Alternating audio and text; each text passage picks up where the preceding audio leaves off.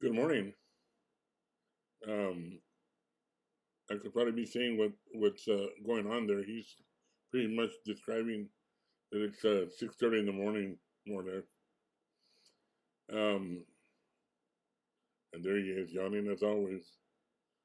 He works nights, goes directly to the gym before he heads home. He's describing right there his right ear. I'm sorry, left ear. On the 28th of July, he's got a doctor's appointment to pretty much they're gonna try to unplug his ear. He has a problem that he can't be able to hear from the left ear. And we're doing this voiceover because there's music in the background coming out of the Gold Gym. And last time I had something like that, I ended up getting a strike from YouTube since I couldn't prove to them that the music was not mine; it was in the background.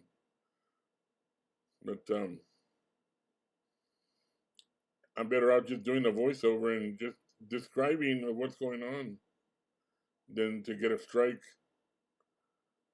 YouTube has become so delicate, you can't do nothing nowadays without trying to prove it.